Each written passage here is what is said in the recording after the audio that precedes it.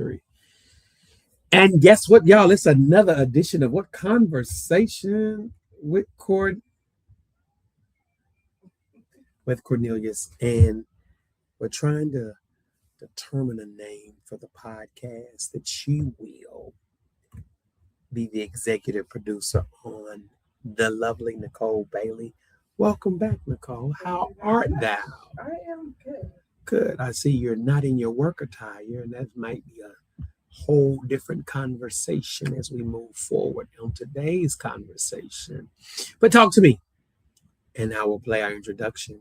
The 7 stages of transformation that you have so eloquently thought about, or was given some inspiration. Yeah. You have 7 stages. I like that. Through the book of Acts. Yes. All right. Well, guess what? We'll be right back, y'all. We're going to play introduction. It's Conversation with Cornelius. I am your host, Cornelius. Welcome to Conversations with Cornelius. I am your host, Cornelius. Today, you will be engaged, entertained, and educated. Stay tuned. You are about to be CC'd. It is Conversations with Cornelius. Well, good people, we're back. And both of us are in different attire as it relates to last week's conversation that we had with Kehoe and her father. Week before last. Last week was with Derek. Yes, AYES. I see you're walking through some form of physical transformation. How is that coming? It's coming along really well. Okay. What inspired you? Health. I knew that I needed to become healthier. Mm-hmm. I need to be around for the people that need me. And also, I just wanted to get back to where I was feeling comfortable with myself. All right. So that's physically. Okay. Now, I teach this tenet, and I don't have the book with me, but wherever your emotions are, that's where your spirit is. So you have a plan for physical transformation. What about emotional and spiritual transformation? What does that look like? Well, spiritually, mm-hmm. I am in a season of discovery, I would say. Okay. Definitely trying to, I don't think I want to use the word reset, but just kind of center myself on my core beliefs, mm-hmm. what I find to be important, what I find to just be helpful. Mm-hmm. And then there's areas where I'm just trying to navigate concern. I think it's a safe way to describe it. Just trying to make sure everything connects back to scripture. And so taking time to really just dig through that. I haven't gone into scripture as much as I need to, but I've been doing it more than I have been in the past. And it's really necessary in order to answer a lot of the questions that I have. And then again, just knowing where I know I once was and where I want to be. So there's a roadmap that you have to some degree. And that's a good place. To some degree. Mm-hmm. I mean, a lot of it comes from conversations with friends, family, peers, observation, lots of YouTube videos. I think I really started stepping outside of my own circle and listening to things that other people have said, which really challenged me to make sure I had a firm understanding of my belief system. Like, you need to be able to back it up. And I realized that to a point, my understanding of certain things were more of an echo of what I was taught versus what I really understood. So I knew that I needed to start asking questions for myself. Not questioning, but just asking questions, because sometimes it comes off that we are questioning. And your denomination, we love it dearly. Go on and tell them what you are in your practice. I am Seventh-day Adventist. What's wrong? Great. Hallelujah. Seventh-day Adventist. Now, your 7 stages of transformation. Change in perspective, number 1. Navigating doubt, number 2. Purpose and acceptance, number 3. perseverance through rejection. 4, standing on truth. 5, rest and renewal. 6, deep growth and refinement. As you're looking, are you looking at your phone? Because you Oh, need I to be see looking at it. your phone. You need to be looking at your phone. Yeah. You need to be looking at your phone. Yeah, you need to be. For me, if I could itemize them by priority, deep growth and refinement is my first. How successful people lead, how successful people think, how they grow, how they win. 3 things successful people do. I, That's number 1 for me. And I'll give it to you. So what's your number 1? We'll pause. I think I would definitely go with when God shifts your perspective. Number 1, the first one? Yes, because a lot of us have, whether it's through culture, social expectations, the way you were raised, we all have a belief system. Okay. And I feel like your perspective has to shift in order for any growth to take place. You know, like you talk to somebody and you try to introduce new knowledge, new ideas, and they're stuck in their ways. You know, and they're like, well, this is how I am. I'm never going to change. This is how I was raised. This is my belief system. I trust the people that told me X, Y, and Z. Something has to happen. I mean, we can even maybe jump a little bit into navigating doubt, but you still have to be willing to change your perspective. And a lot of times that's not always just something that happens internally. I think there's an experience that takes place that will allow your perspective to change. For instance, when I was talking earlier about watching all these YouTube videos, listening to sermons, talking to different people, if you're open minded, you start to question things, which will cause your perspective to change. Like, this is what I always thought, but maybe what I always thought is not necessarily correct. When you start thinking that, doubt might enter. And then this is where now you have to start figuring out, where do all these questions fit? How does this line up with my core beliefs? What do I want to keep? What do I want to throw away? Interesting. The knowing with NIcole. I think that's a buzz. You know, let me give me.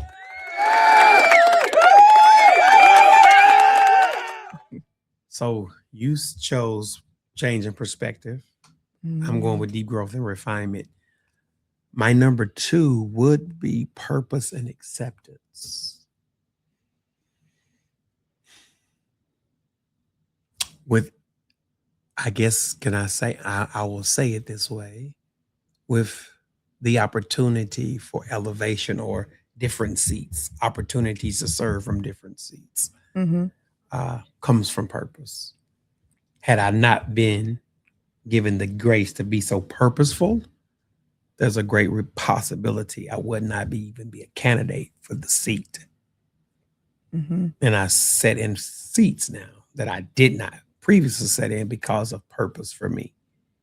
And I can embrace my growth and I can embrace my journey with more clarity.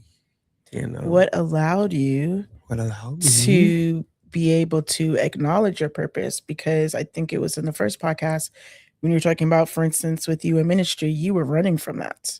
So what caused you to, but still, what caused you to change your perspective on what you were going to do? Did you have an experience? The first and one of the most significant events was answered prayer.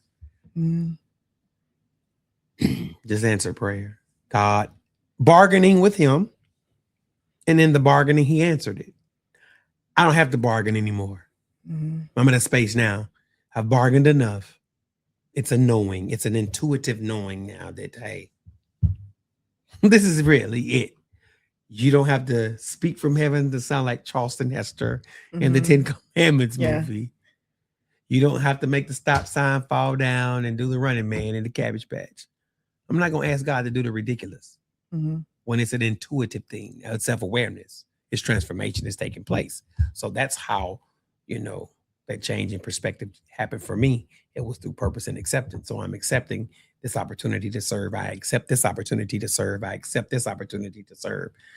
Not that I'm overextending myself, but it comes with just accepting those opportunities. And with that acceptance, I see more purpose. So when I was going through this thought process, I was kind of thinking about when God calls you to do something. So by the time you get to this stage of purpose and acceptance, and it kind of mirrors what your cousin was telling me one day, and you see here we have your voice matters and people are waiting for what you carry.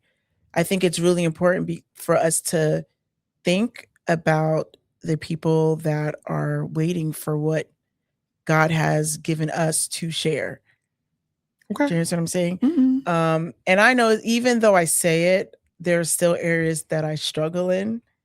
Like here are things that you have just sitting at home. Here are things that you should be doing to share with others. And I mean, we come with all the excuses you want for why we're not going to do it.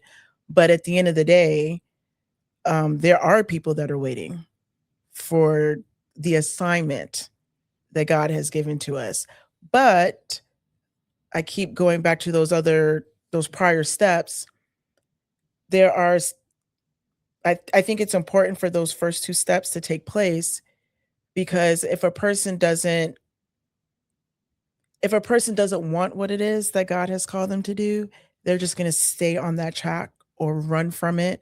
Or if they're focused on, this is my life, this is my belief system, this is what I like to do versus what I need to do, they're not going to walk in their purpose. So there has to be some kind of transformation that takes place, or just some kind of experience, some kind of acknowledgement. It could be I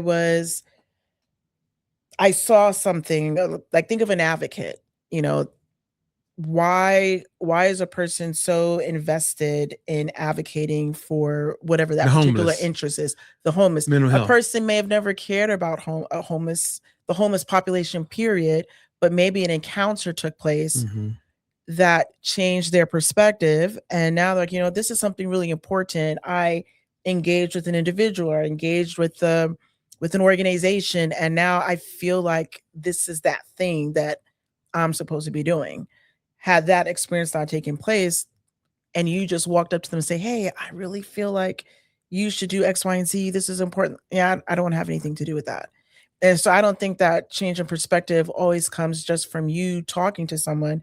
I really do think it has to be a divine experience, and a divine orchestrated experience, something that someone sees. Now, in some situations, I think you've noticed things your entire life, but you didn't really cue into it.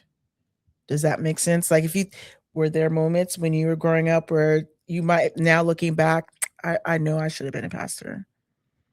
I knew this is the direction that I wanted to go in, or that I should go in.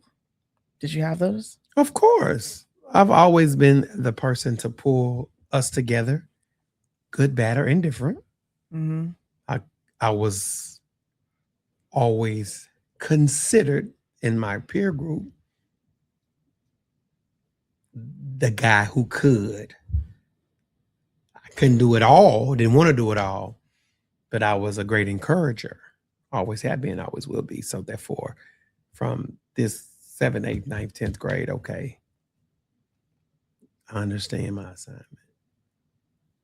To pull people together and to encourage greatness in them. Like, I understand that. Now, we were doing some other things that wasn't so great. Right. But I always had a voice at the table when those things took place. So now I know, purpose and acceptance. I accept that. I accept that. And, but then I moved to navigating doubt, which will be my next one, before I even get to perseverance to rejection, because the doubt shows up, and the doubt showed up as I moved from home, getting here and having to learn a whole new geography, a whole new culture. My voice mattered, but it was a new voice. So I had to navigate that space. Okay, what does this look like? Where do I go? Where do I start? Because at home, I had starting places. So I had to get here and find out some starting places and where to land. And then that brought me to, perseverance through some rejection, had to experience some things, and then I finally got to the change in perspective, and then rest and renewal, which I'm trying to work on more and more, but that ain't happening, Cap. Why? You. It's always, the door is always open at the Magruder Center. I'm just saying. But that's where I am. Like, I understand those things. But I'm going to work on more rest and renewal going into 2026, 2027. I'm going to do the sabbatical, because there's a difference between a vacation and a sabbatical. And Romero and I talked about that on a previous podcast, and it was eye opening to understand that even in my sabbatical is about me being renewed in my work. It's about growth. It's about reflection. There can be some rest, but I need to be in the right headspace. I don't ever need to mix the two. Do you think that while an individual is in that phase, that there's the possibility for them to start this whole process over again? Because what if there's something else that you're supposed to be doing? And when we're so busy doing, we don't always hear what it is that God's trying to tell us to do. For instance, when I decided that I was going to start, I was going to be a foster parent. I had so many things on my plate at that time. I was doing my MBA. I was working. I was doing, I was a children's ministry leader at my church, and I was in a relationship. And so that just kept me going. Towards the end of the year, all of those things were removed different ways. But all that matters is everything ended. Some I ended and some just didn't work out.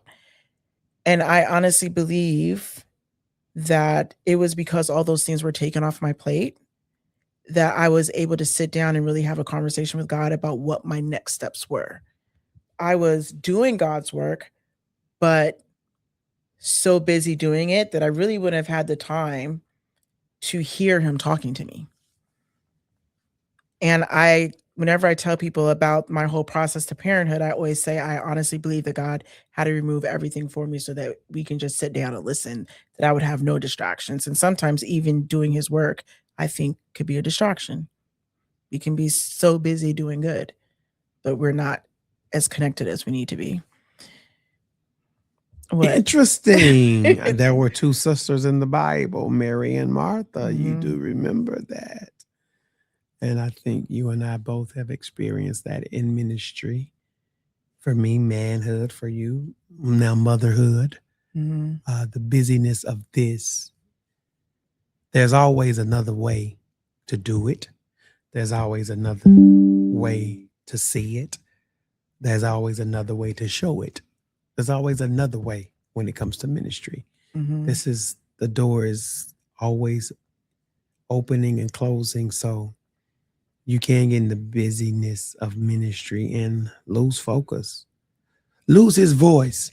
and that with Mary and Martha, excuse me, I think we need to just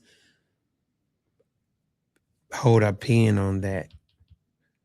What really happens when you begin to lose the voice of God? Because Martha was about to lose his voice, mm-hmm. literally in his presence, but lost his voice. And we know man should not live by what bread alone, but every word that proceeded out of the mouth of God, not to spiritualize it, but you're right.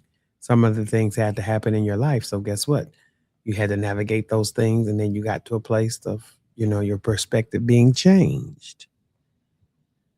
And I think that's for you and I who are church children, like really rooted. That's always going to be a struggle, because we saw our parents, my mother, aunties, they went hard. They go hard. They went hard. It was Jesus. It just wasn't Jesus. My mom kept me well balanced, well versed. She kept me in touch with culture through all the athletics. I had to play something every season. I remember even doing gymnastics at like 4, 5. You know what I'm saying? Like, Mhm. but you was gonna go to youth congress. You were going to go to choir rehearsal. You were going to go to Sunday school. I was going to drag you to other services in a good way. And now, 45 years later, I get to sit in some seats. And I would say people value my opinion because of those experiences that I learned to love all of this before I understood what love for this really was. So I'm content. Like, okay, what's next? Mhm. But in the next, in navigating the doubt, you know, standing on that truth now becomes much more simple. Does that make any sense? It's simple. I said, yeah, okay. It makes it simple. Like, I'm content. Like, I am literally content. Again, let's just go and open this can of worms. You and I probably wouldn't have been able to have this conversation maybe 4 years ago. But I'm standing on a different level. I'm grounded on some truth. Now I can talk to anybody. And Mhm. I'm not ashamed nor afraid to say, hey, you know what I believe, you know who I am, you know what I stand for. I love it. I love it. I'm not trying to exit this world or graduate to glory at the present moment, but I'm cool. I can stand on that truth. Mhm. And it's like, okay, I can enjoy what you believe and who you are and how your perspective. Whereas I know 20 years ago and 25 years ago, Yeah. when we were in college, we would have walked right past each other. Like, and that's Seventh-day Adventist. That's Baptist. We'll start arguing about the Sabbath. Mhm. You know what I'm saying? We would have been triggered. Right. It's like, I'm not gonna talk to her. I'm not gonna talk to him. We're arguing about the Sabbath.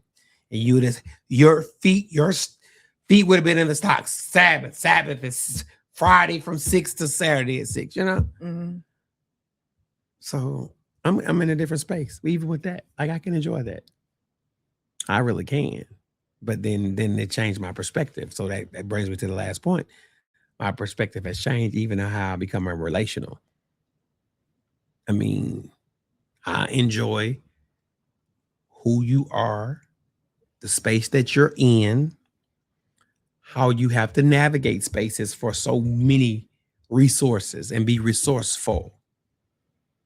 I'm resourceful. I always have been resourceful. Going to be resourceful. My house was always the center of activity for my peers. My house Mhm. was the resource center. Okay. It was closest to all the stuff, you know. I lived on, we had Graveyard Field. I lived there. My friends came there because that was one of the communities in which the people of African descent owned. Then I moved to the other side of town, Church Town, and my house was right there, you know. So I'm right there on one of the major corridors in the country. So if we could just get to Arne's house, everything else can happen. I was the Thessalonica, Ignatian way. You know what I'm saying? Let's Mhm. get there. Then so perspective has changed. Would would I have chosen this? No. But it chose me. I landed my plane because we had 24 minutes before you and I became really connected. I was connecting with the Church of Jesus Christ Latter-day Saints. Mhm. Yeah. Baptists. I processed that too. What's interesting is they were partnering with Catholic Charities. Right. I feel like a And lot of people are shout out to them. changing. Shout out. We love the Yes. relationship. Yes. I think when you look at that, I think a lot of people are changing their Mm-hmm. perspectives. Mm-hmm. So I don't know if that's just because of the way the world is more connected now. So before, like you're in your own bubble. So you're able to, I shouldn't say you're able, those above you are able to disseminate information to you and make sure it's repeated in all the circles that you're in so you don't know any better. But now we're in a world where you're able to access more information. Even individuals that are not able to, let's say young people, they may not be able to interact with other young people directly, but there's still ways through social media that you're able to learn different things. You're able to fact check things. So it's easier now for you to change your perspective, I think, versus the way you were years ago. Not saying that people didn't, because we have proof that people did step outside their norms and change the world. But I just think it's just everybody has more access now to more information. So there's really no excuse to not change your perspective if you need to. If you need to, but who wants to change at the tender age of 2/4? Who's ready? I'm good. But I am changing because I'm going through these 7 stages of transformation. You're going through these 7 stages of transformation. And then I know the more rest I get and the more renewed I become, I know more transformation is going to take place. And as I always say, through the help of AI, and I encourage people to use it as a resource, not the source.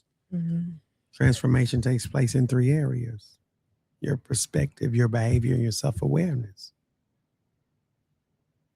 I'm telling you, 2 weeks ago, you never would have told me what happened 2 weeks ago with Keo and our father and you and me in this church. You never would have told me that 9 years ago. Oh, by the way, Pastor Hill, vice moderator, dean of the Tri-State Bible Expositor, Mobile Academic Training Academy. You'll be podcasting with 3 Seventh-day Adventist people in 9 years.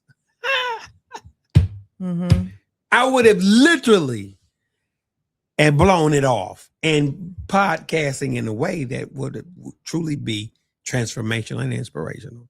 No, I would not. There's no way possible that I would sit down with a NIcole, Bailey, Keo, and her father, and we would really be going into depth on just church, the life, the culture, children, parenting, grief, sadness. But you know what? I think that podcast showed that there is more commonality than differences if we look for it. If we look for it. I think a lot of times we are, let me not use that word. I'll just say we focus on the differences. Okay. The word you were going to use could have been okay. Because I was going to say we're taught or trained, but I don't want to just put that out there. Who's taught?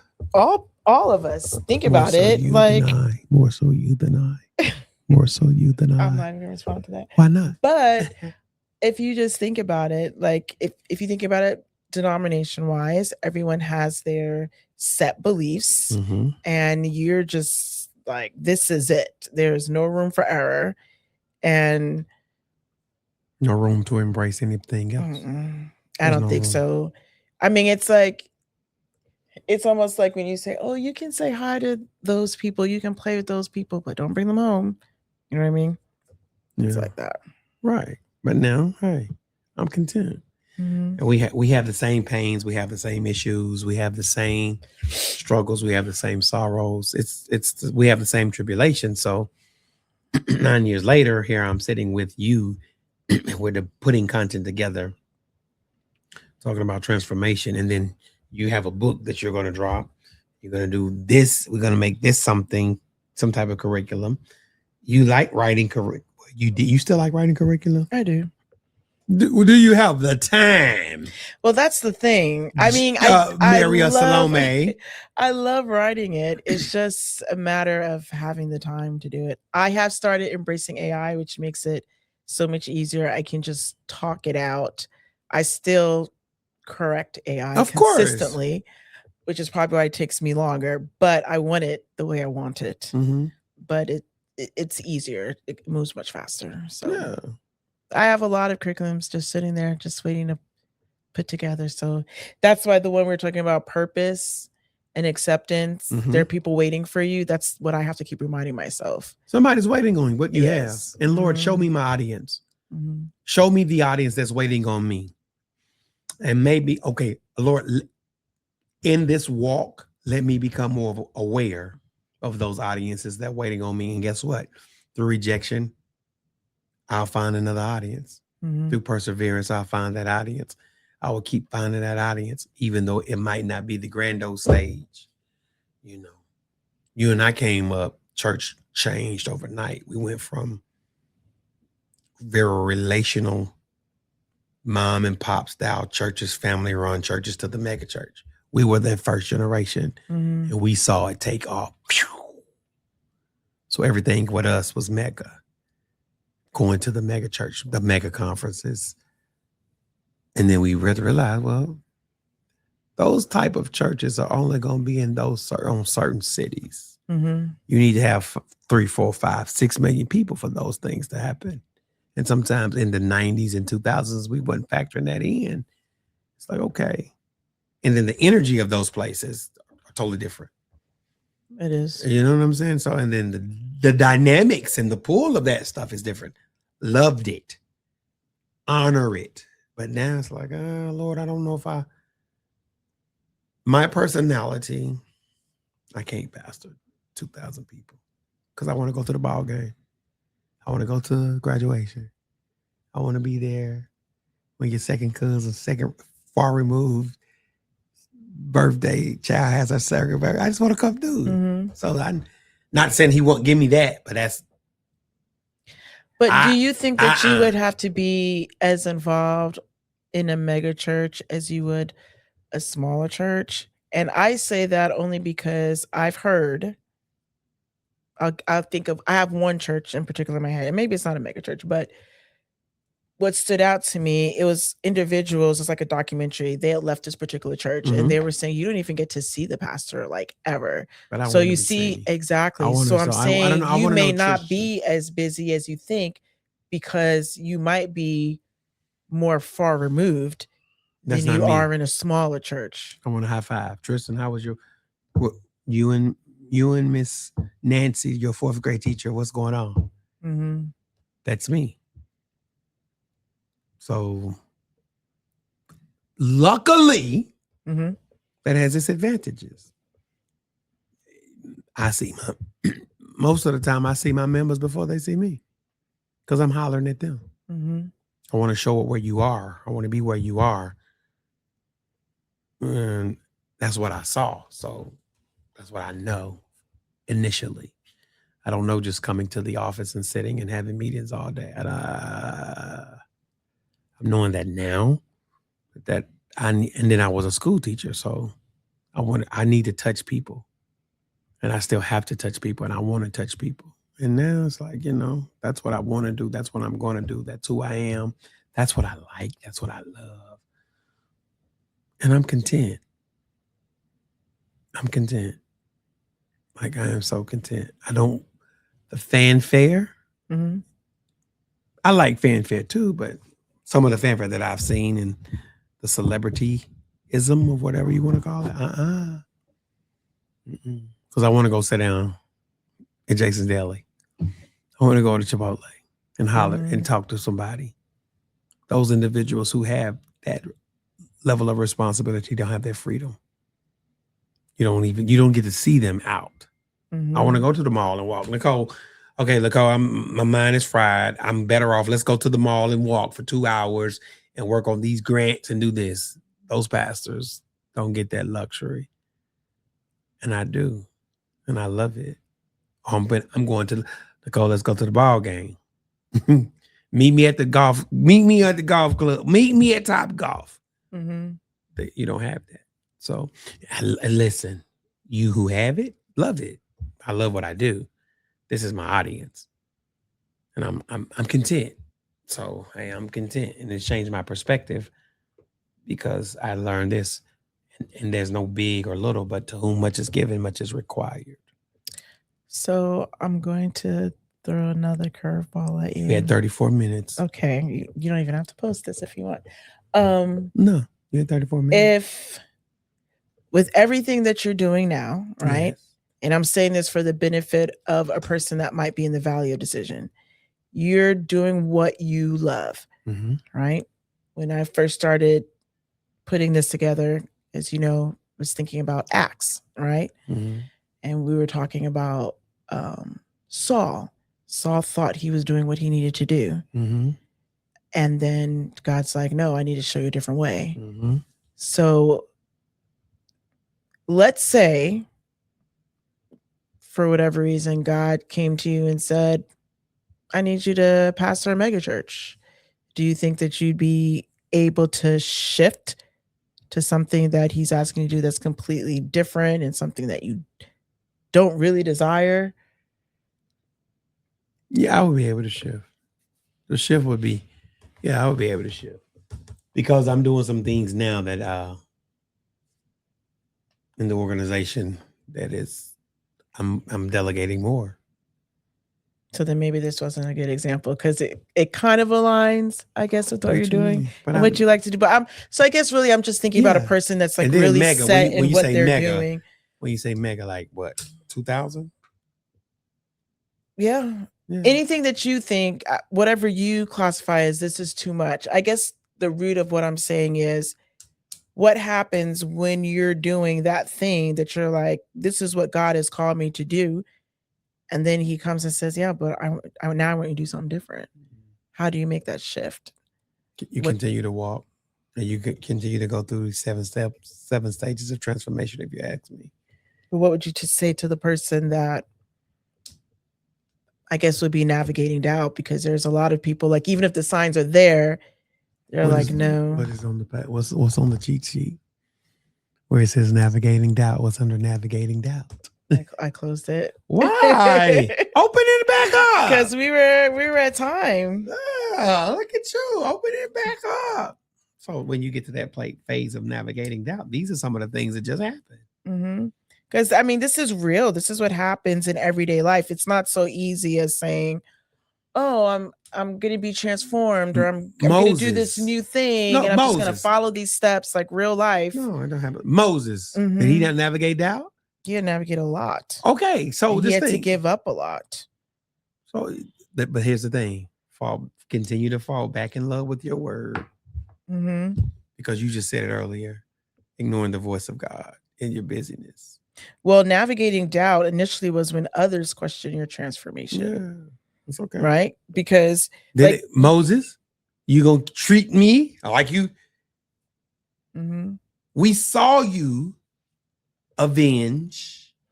We saw you unalive, since this is going to be a pie. Moses, you unalive the person. Yeah. So that's big. That's a biggie. We can just park there. When we unpack that when we get to that phase, that's a good place. We can talk about that. But it's Paul said, we see through a glass darkly, then face to face we shall be known as we have been known. When I was a child, I spoke, I reasoned, I understand. Whenever I became a man, I put away. We know in part, we prophesy that which is in part, which is the word. I need to get back to the word. I just need to get back to the word. And sometimes for you and I, we've done this for so long and so much that the word was not the priority anymore. Not intentionally. But the next meeting, the next conference, the next this, the next that. And we did not get to that place where we could be renewed in his will, in the word. People ask me, how do I know the will of God for my life? Well, for me, are you spending time in his word? Not really. So this conversation is null and void. It is. Because man shall not live by what? Bread alone. But every word that proceeded out of the mouth of God. So, these 7 stages of transformation, we're just talking about them tonight, just hitting them. I think it's not just going to speak to you and I, it's going to speak to the masses. That's why I'm grateful that you and I can sit down, even in this, because she's exercised, I've exercised. That's why we look like this, y'all. Part of transformation. Slow and tired. Yeah, but that's part of transformation. You need to see me in the part. Yes. That we just didn't sit down and start talking. We've been talking about this now for weeks. Mm. And this was introduction. We go to week 1, week 2, week 3, week 4, week 5, week 6, week 7. Then week 8, we'll wrap it up with week 8 from a wrap up. So we got 8 weeks of these conversations. Then, wow. And as we see what we didn't have planned, something else popped up about Moses, because you got to navigate that. Mm-hmm. So, y'all, I'm landing my plane because somebody's long-winded. Look at her. And she know. She already know. She has an accountability crew.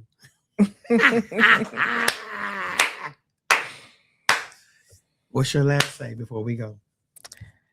Nothing. Nothing? I don't want to be long-winded. Nothing? No, I think, like you said, I think it's going to be very interesting going through these different points. We just touched on things here and there. Yeah, but you had to unpack all of this. Yeah. And change in perspective, y'all, will be next week. And it's like, we've had some change. Even like you said, our denominational affiliations. I'm Baptist. How you doing? See, she ain't say nothing. Because she know not to even respond. Look at her. All right, y'all. We're getting off here. Thank you for tuning in to Conversation with Cornelius. I'm your host, Cornelius. With Knowing with Nicole, what is your podcast going to be called? I guess since we kept saying that, we'll go with that. Knowing with Nicole with an N, huh? Mm-hmm. All right. Until next time, peace and blessings.